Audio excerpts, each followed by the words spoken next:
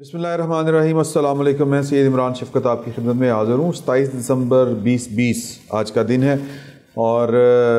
ये दिन पाकिस्तान में जमहूरियत के हवाले से और दस्तूर के हवाले से अपनी एक इस्तारे की शक्ल बन चुका है और एक पाकिस्तान की सतह के ऊपर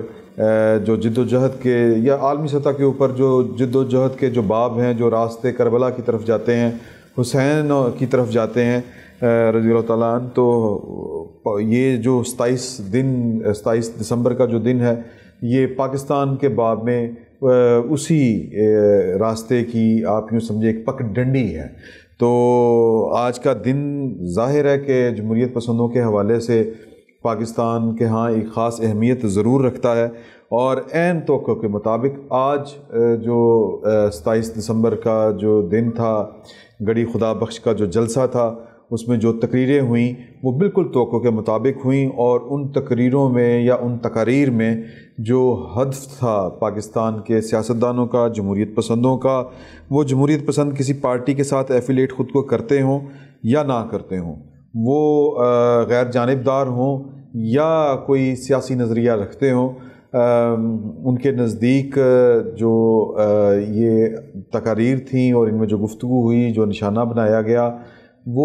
बहुत से लोगों के लिए, इन जैसे लोगों के लिए जिनके मैंने आपको नाम बताए, जिनकी मैंने आपको तबीयतें गिनवाई, उनके लिए वो एक होता नहीं कि जड़ा जिसको कहते हैं सामाने सुकून कल्ब, वो वाली वो चीज़ थी। और आज ज़ाहिर है कि पाकिस्तान की जो इस्टेब्लिशमेंट थी वो उसका हदफ थी और तमाम इस्तारे और तमाम जो होते हैं तकारीर के इशारे वो पाकिस्तान के आमरों की तरफ थे और पाकिस्तान के आप यूँ कह लें कि ज़ोर आवर तबके के ख़िलाफ़ थे। और सबसे बढ़कर जो अहम बात थी जो मैं ज़ाती तौर पे समझा हूँ वो ये है कि ज़रा मरीम नवाज़ थोड़ी सी माइल्ड थी एंड पे।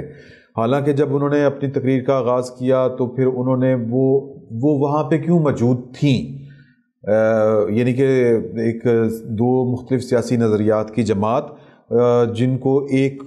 फ़ोरम पे इकट्ठा किया है या एक नुक्ते पे इकट्ठा किया है, वो डेमोक्रेसी है। लेकिन इमरान खान साहब और इमरान खान साहब जिस तरफ हैं, यानी तारीख़ के धारे के जिस तरफ वो खड़े हैं उस तरफ कभी नवाज शरीफ भी खड़े होते थे। तो आज उनके जो इमरान खान साहब के जो हमायती हैं या उनके जो तरफदार हैं वो कह रहे हैं कि जी कि ये तो इकट्ठे हैं, वो कि जी एनआरओ लेने के लिए, ये बड़ी घिसी पिटी सी बड़ी फजूल किस्म का एक नैरेटिव है। लेकिन जो हकीकी बात है वो ये है, मैं अपने सुनने वालों को ये ज़रूर, क्योंकि मेरे बहुत से दोस्त जो हैं जिनको आप कह लें कि जो नज़रियाती एतबार से मेरी साथ मुत्तफ़िक नहीं होते, उनको वही बात बड़ी अमूमी सी वही बात ठीक लगती है कि जी यह तो पहले एक दूजे को गालां कढ़दे सी, एक दूजे के ख़िलाफ़ सी, वो करते थे या नहीं करते थे। आज वो जिस नुक्ते पे इकट्ठे हैं, हमारे आबाओ-अजदाद उस नुक्ते के लिए जाने कुर्बान करते आए हैं और वो नुक्ता जमहूरियत है और पाकिस्तान की अपनी असास में जमहूरियत शामिल है। पाकिस्तान एक वोट की बुनियाद पर शामिल हुआ था और या एक वोट की बुनियाद पर पाकिस्तान लिया गया था। तो जो हमारे हक़ की बात करेगा, जमहूरियत के लिए बात करेगा, मैं उसके माजी में क्या जाके मैंने करना है और या मैं उसके मुस्तकबिल पे मैंने जाके कौन से कोई झंडे गाड़ लेने हैं। तो मैं ज़ाती तौर पे समझता हूँ कि आज जो इस वक्त पाकिस्तान के दस्तूर और जमहूरियत के लिए बात करता है,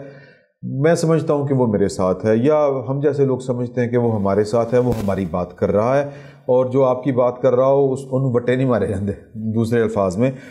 तो बहरहाल आज की जो तकरीर थी, सबसे पहले जो मैं जिस तरह मैंने ज़िक्र किया मरीम नवाज़ का, मरीम नवाज़ ने अपनी वजह बताई कि मैं वहाँ पे क्यों हूँ और जिस दिन बेनज़ीर भुट्टो कत्ल हुई थी उस दिन उनके घर में क्या समा था। तो उनके इकट्ठे होने की वजह डेमोक्रेसी है, सिंपल सी बात है। जब डेमोक्रेसी इससे थोड़े दर्जे बेहतर होगी, मैं ये तो नहीं कहता कि जी 100% जो डेमोक्रेसी इस वक्त इंग्लैंड में है या वो डेमोक्रेसी जो कभी मदीना की रियासत में होती थी वो जब पाकिस्तान में होगी तो फिर हम समझेंगे कि जनाब के होन जड़ाना के काम ठीक हो गया। नहीं, इससे कदरे जब हम आगे बढ़ेंगे और इससे बेहतर सूरत हाल जब हमारे हाथ में लगेगी तो फिर इन पार्टियों ने एक दूसरे के ख़िलाफ़ इलेक्शन लड़ना है। اور اس وقت یہ اگر اکٹھی ہیں تو وہ ان کے خلاف اکٹھی ہیں جو پاکستان میں جمہوریت اپنی مرضی کی چاہتے ہیں کہ جمہوریت ساری مرضی کی ہونی چاہیے. میں یہاں پہ 3000 قسم کی مثالیں دے کے گنوا سکتا ہوں کہ پاکستان میں اس وقت جو جمہوریت ہے وہ کیا ہے اور کیا اس کو جمہوریت کہنا چاہیے یا کیا جمہوریت یہ ہوتی ہے. لہٰذا میں اس پہ یہ ابس ہوگا، میں اس پہ بات کرنا فی الوقت وقت کو ضائع کرنے کے مترادف سمجھتا ہوں. جو وہاں پہ تقریریں ہوئیں میں اس طرف آتا ہوں کہ مریم نے جو یہ موجودہ گورنمنٹ ہے اس پر تنقید کی، لیکن پہلے جو نیریٹو تھا نواز شریف کا اس سے مجھے وہ تھوڑی سی ہٹی ہوئی لگی. شاید اس کا کوئی وہ، حالانکہ وہ اپنی منہ زبانی یہی کہہ رہی ہیں کہ ہم تو کسی سے NRO نہ لیں گے نہ دیں گے، نہ ہم چاہتے ہیں لینا، اور وہ جو بھیک مانگنے آ رہے ہیں NRO کی وہ کس کے پیغام لے کے آ رہے ہیں، وہ ڈال رہی ہیں عمران خان کے کھاتے میں. لیکن وہ معاملہ آپ اچھی طرح جانتے ہیں کہ یہ NRO عمران خان سے بالا بالا یہ ساری جو چیزیں ہونی ہیں وہ ہونی ہیں اور وہ ہو رہی ہیں. آج جو ان کا جو جس طرح وہ کہتی تھی سلیکٹڈ، اور یہ جو پاکستان 2-3 نام لیتی تھی، صرف عاصم سلیم باجوہ صاحب کے علاوہ انہوں نے کوئی نام بھی نہیں لیا، اور عمران خان کو ان کی ناکامیوں کا ذمہ دار قرار دیتے ہوئے کہا کہ جب آٹا 100 روپے کا ہوتا ہے تو یہ کہتا ہے کہ فوج کو بدنام کیا جا رہا ہے، یہ فوج کے پیچھے چھپتا ہے جا کے. بیسیکلی یہ خود فوج کو بدنام کر رہے ہیں. اپنی ہر ناکامی، وہ چینی کی صورت میں ہو، وہ مبینہ طور پر LNG کے اوپر جو 122 ارب کا ڈاکہ ہے بقول مریم نواز کے، اس کا ذکر ہو، جب لوگ سوال کرتے ہیں تو یہ جناب فوراً ہم ایک پیج پہ ہیں، اس طرح کی بات کر کے بیسیکلی فوج کے پیچھے خود کو چھپاتے ہیں. اور وہ کہتی ہیں کہ فوج اس سے اپنا ڈسٹنس کریٹ کریں، عوام جانے اور عمران خان جانے تھوڑا سا نرم رویہ، ورنہ تو کہتے ہیں اسی تانوں نہیں بڑھ لیں گے. اچھا، پھر نواز شریف تو کہتے ہیں کہ یہ جو سوغات آپ لائے ہیں اس کی ہر ناکامی کی ذمہ داری تو آپ کی ہے. نواز شریف کا نیریٹو یہ ہے، لیکن یہ کہتی ہیں کہ یہ اپنی ناکامی جب ہوتی ہے تو کہتا ہے میں فوج کے ساتھ ہوں، فوج میرے ساتھ ہے. تو یہ فوج کے پیچھے جا کھڑا ہوتا ہے اور یہ فوج کو بدنام کر رہا ہے خود. اور جتنی انہوں نے فوج کے متعلق خوفناک باتیں جا کے بطور سیاستدان انڈیا میں کی ہیں پاک فوج اور ISI کے بارے میں، اتنی غلط باتیں اور اتنی زبان درازی کسی اور سیاستدان نے کسی اور جگہ پہ نہیں کہیں. یہ ایسا کہنا ہے، اور یہ کہتی ہیں کہ جی وہ YouTube اٹھا کے دیکھ لیں، یہ ساری مثالیں پڑی ہوئی ہیں. لیکن جو بات یہ تو رہ گئی ان کی مریم نواز کی، لیکن جو بات اہم تھی وہ 2 تھی. ایک وہ تھی بلاول بھٹو کے والد صاحب کی، آصف علی زرداری کی. انہوں نے ایک دفعہ پہلے بھی کہا تھا کہ آپ 3 سال کے لیے آتے ہیں اور چلے جاتے ہیں، ہم نے یہاں پہ رہنا ہے، ہماری نسلوں نے یہاں پہ رہنا ہے اور ہم نے پاکستان کو سرو کرنا ہے. تو وہ اشارہ پاکستان کی اسٹیبلشمنٹ کے اہم ترین افراد کی طرف تھا، پاکستان کی سیکیورٹی کے افراد کی طرف تھا. آج بھی انہوں نے کہا کہ آپ نے آنا ہے اور چلے جانا ہے، یہ ان کی ورڈنگ ہے کوٹ اینڈ کوٹ. پرویز مشرف نے بھی ایک پارٹی بنائی تھی، وہ ختم ہو گئی. یہ جو آپ کی پارٹی ہے یہ بھی ختم ہو جائے گی. یہ مریم نواز سے تھوڑا سا سخت سٹانس تھا اور یہ نواز شریف سے ملتا جلتا سٹانس ہے. اور پھر انہوں نے کہا کہ ہمیں طریقہ کار بدلنا پڑے گا اور ہمیں PDM کو وہ کہہ رہے تھے ہمیں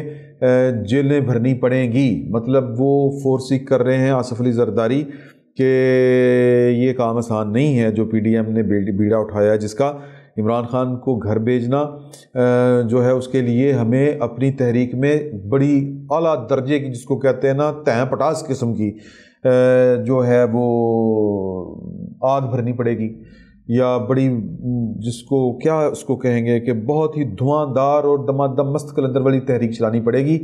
یہ جو لولو پوچے ہوتے ہیں نا، یہ لگا کہ یہ تحریک کامیاب نہیں ہوگی. ہومیوپیتھک تحریک نہیں، ایک بڑی ہارڈ قسم کی تحریک چلانی پڑے گی، جیلیں بھرنی پڑے گی. تو پھر یہی بات آگے چل کے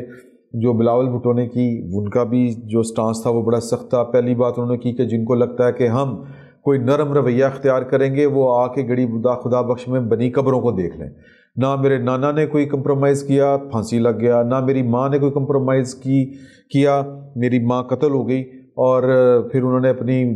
نانی اور اپنے ماموں جو ہیں ان کا بھی ذکر کیا، اور ان کا اشارہ یہ تھا، کہنے کا مقصد یہ تھا کہ ہم کمپرومائز نہیں کریں گے.